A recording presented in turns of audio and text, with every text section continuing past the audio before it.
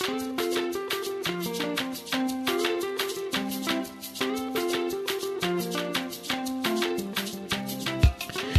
listening to Practical Living right here on your practical station, Adventist World Radio. I'm your host for today, Dumisani Mfune. I hope you've enjoyed your Sabbath so far. What can you expect from us this beautiful Sabbath? Well, I've got a nice song for you from Chikondi Mlombwa. You'll hear what she has to say through song. And then I have an interesting story about eggs. Guess what I found in the forest, he said. I cannot guess. Or I cannot keep my story. I must tell you right now. I found a nest of guinea eggs. Guinea eggs? Oh, I wish I could see them too. We'll also talk to Pastor AJ later on in the program, kind of get to know him better, know the man behind the sermons. The person that I was before I met Jesus Christ wasn't really the best Christian, you could say. I was on one mission, and that was to meet girls. All that is coming up in Practical Living. But coming up right now, boys and girls, gather around. This is your time. I have a story for you. And to tell us that story is Auntie Debbie. Hi, boys and girls. My name is Debbie Clickety-Clack. And today's story is a snake around her neck. Wafula, Nafuna, and Mary lived with their mother and father near a big forest in Kenya. Mother had found good ground on the other side of a deep forest to make a garden. One day, when father was away working, mother said, "Children, I'm going to work in the garden. Mary, I want you to look after your brother and sister when I'm gone. Do not go out of the yard." "All right," Mary told her mother. "I will not go away." Mother took her hoe and went down past the trees to her work. Mary stayed home and cared for Wafula and Nafuna. That evening, when Mother came home, she said, "Mary, were you a good girl today?" "Oh, yes, Mother. I stayed home all day with the children." "That is good," her mother said. "This is the first time I have told you to care for your brother and sister. You are a big girl now. You are 8 years old. Now you can help me many times." The next day, Mother said, "Mary, I must go to the market.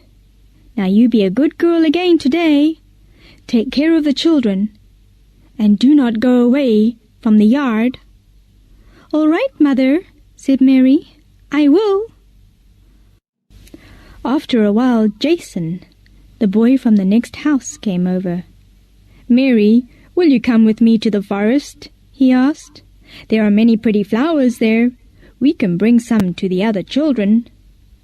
"Oh, but I cannot go," replied Mary. "My mother told me not to go from the yard." "Oh, come on," Jason called. "Your mother will never ever know." "No, I can't go," said Mary. "Yes, you can if you want to." "No, I can't. Mother told me not to."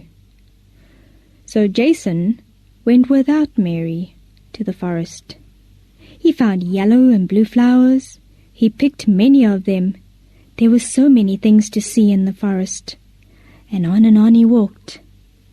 All at once, the boy saw something on the ground. There he found some eggs in a nest. They were not very big, and they were not very little. Jason was very happy. "I think I'll take some home," he said to himself. No, I guess I will not. These may be guinea eggs. I'll let them stay here. Another time I will come and take the bird that sits on the eggs. She will be very good to eat." On the way home, Jason stopped at Mary's house. "Mary, guess what I found in the forest," he said. "I cannot guess. Or I cannot keep my story. I must tell you right now," said Jason. "I found a nest of guinea eggs." "Guinea eggs? Oh, I wish I could see them too." "You would not go with me, so you could not see them." "Can you go back now and show them to me?" asked Mary.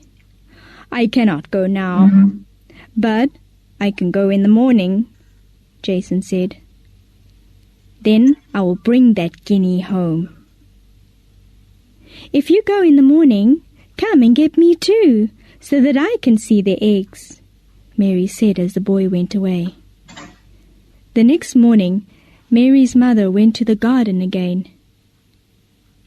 "Mary, today you are to stay with the children," Mother told her. "Do not go away from the yard."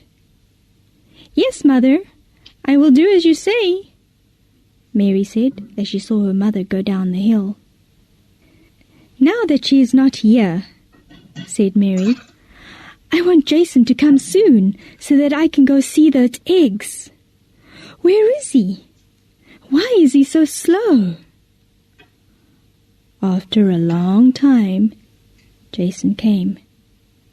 "Come on, let's go," he called. Mary started to go, but Nafuna said, "Our mother will beat you if you go today." "She will not ever know that I went," said Mary. "Yes, she will, for I will tell her," Nafuna said to her sister.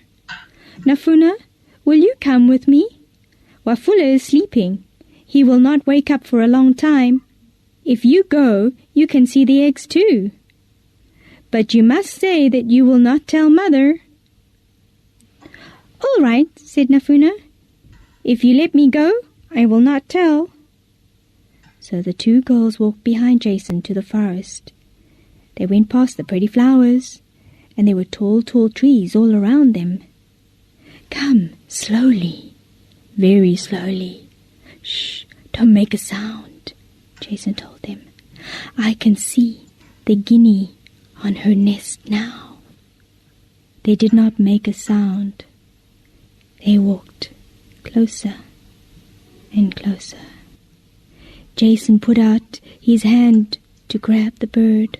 "Oh, it's not a bird!" he screamed. Something went up very fast, and it went around Mary's neck, and around it went. And before Mary could even think that it was a long snake. "A snake! A snake!" screamed Jason. "A snake! A snake!" screamed Nafuna. Mary was so afraid that she couldn't say anything. She just screamed as she ran all the way back up the hill. Mother was working in the garden, but her ears told her that something bad had come to the children. She came running to find what all the noise was about, and all the other men and women came running too. They all stood around Mary. Oh, what could they do? The snake put his head out at them, and then it went down Mary's side and onto the ground. "Kill it! Kill it!" shouted the people. But the snake was too fast. It went right into the house where little Wafula was sleeping. "Oh, what shall we do now?" shouted the people. "I know," said one. "We can get an old car tire and make a fire in it, and then we can put it in the house. The smell will be very bad, and then the snake will not like the smell. Then it'll come out." So they put a fire in the tire and put the tire in the house, and the smell went into the house, and the snake came outside. "Hurry, kill it," called the people. But the snake was going too fast, and the forest was too near. So once more, the creeping thing slithered away. Mary was standing there. She was shaking all over. Her tears were down at her feet. Oh, what a creepy feeling to have a big snake around her neck. Oh, even if it didn't bite her. But what if it had bitten someone? Oh, Mother must have been right, Mary said to herself. She told us not to go out of the yard. Next time, when Mary's mother said for her to stay home with the children, the girl told herself, "I will stay home all day to keep that snake from around my neck again. This time, I will listen to my mom." And she did. This story was told by Jairus Mukwana, and he is an evangelist in Kenya. Children, I have just the verse for you. It says in Ephesians 6 verse 1, "Children, it is your duty to obey your parents, for this is the right thing to do."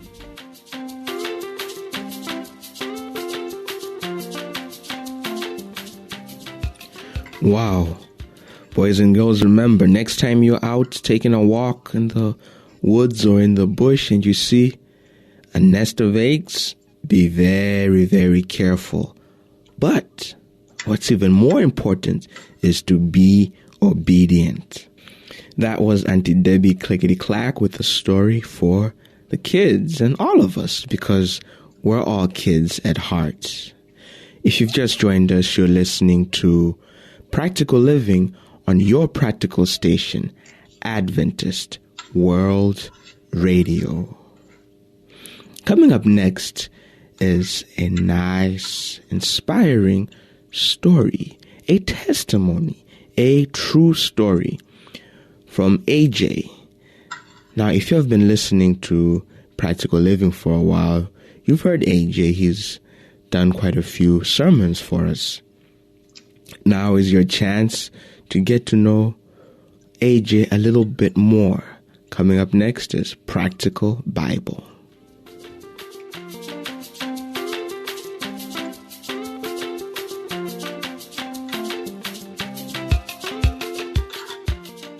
Hi, and welcome to Practical Bible. Today, we're going to be hearing a testimony. And in studio with me today, I have AJ. Welcome, AJ. Thank you, Andrea. Now, a testimony is always something that I have a very special place for because it talks about our own personal experience, and I believe that's what you're going to be sharing with us today.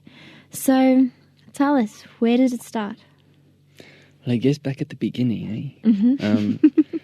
I was born and bred a Seventh-day Adventist, Mm-hmm. and taught all the Seventh-day Adventist stories out of the Bible, and up until the age of 18. And I didn't really know Jesus Christ in my school career in that way. I would go to church, but go through all the emotions, but not really know who Jesus Christ was and is. And I had a chance to go to Dundee to Youth Fest 2004 by Abundant Life. And there we had an awesome time to spend time with Jesus Christ in the morning, to study our Bible and get to know Him personally on that sense. Mm-hmm.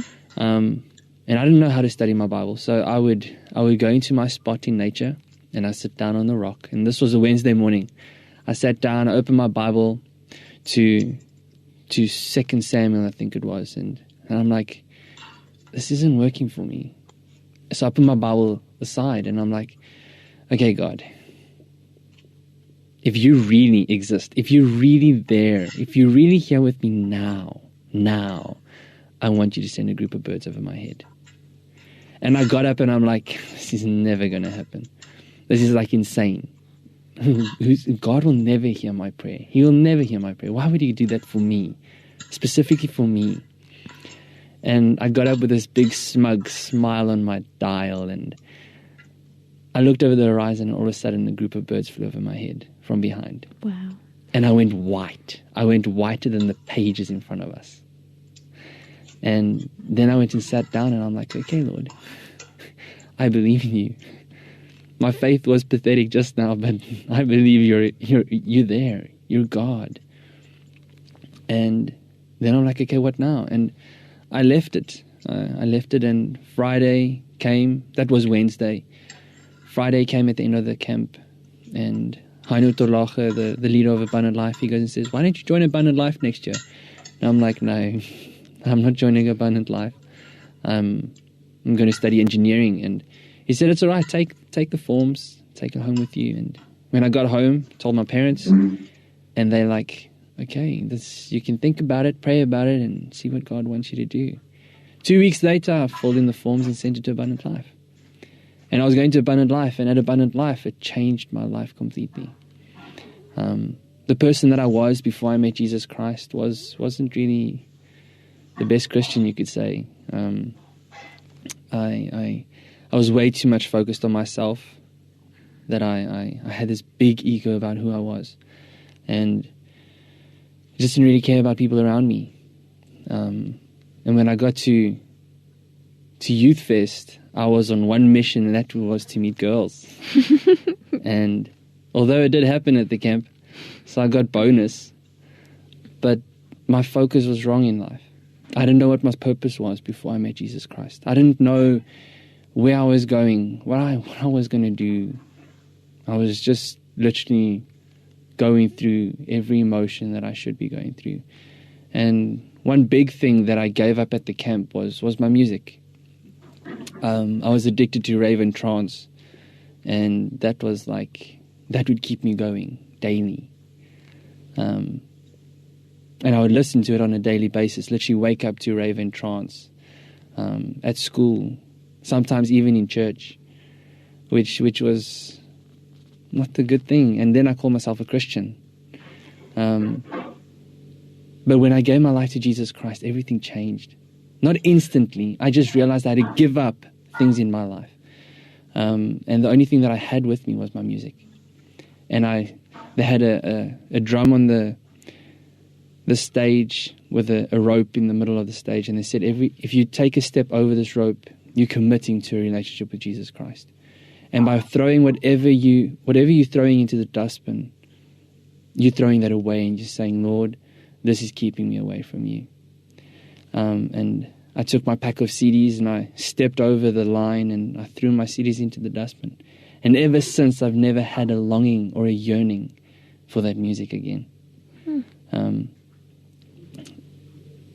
the amazing thing was, when I met Jesus Christ, when I realized what the purpose was, that He is there, that He does exist, and He listens to my prayers. He listens to each and every one of our prayers. All we got to do is just pray and ask Him to guide us. And when I realized that I have a purpose. And Jesus Christ has got something for me to do for Him. And from Abundant Life, I still went my own way. After Abundant Life, I went to go and study engineering, which was the worst decision ever because it was the toughest year of my life. But I knew God sent me there for a reason, and I realized that I shouldn't be there. So at the end of the year, I changed over to theology, where I knew that God wanted me to be. And I realized that in Abundant Life, where I prayed and the word of theology came into my mind. And when He said that, I was like, no ways. Lord, no, I can't do this. Another flock of birds experience. Exactly. And I just didn't want to do it. And I convinced myself that I had to study engineering. So I went to engineering, but I knew that this wasn't where I should be. And when I got to theology, I knew this was the place. And I'm now at the present moment, I'm in my 4th year of theology. And it's been an amazing trip with Him. It's been an amazing voyage through life. And He's still changing me. He's still working in my life. He's still teaching me new things, new morals, new virtues, new ethics, new doctrines. He's teaching me so much more things than what I could imagine. He's teaching me the depth of the Bible. And it's an amazing experience to go through these things. And yeah, after this, I don't really know which way. I know that what He's called me to is to work with the youth, to work with young people. And that's what I intend on doing. I believe that the biggest impact that I can make in this world is to work with young people. And wherever I go, that is what I'll be doing. That is my purpose, I see.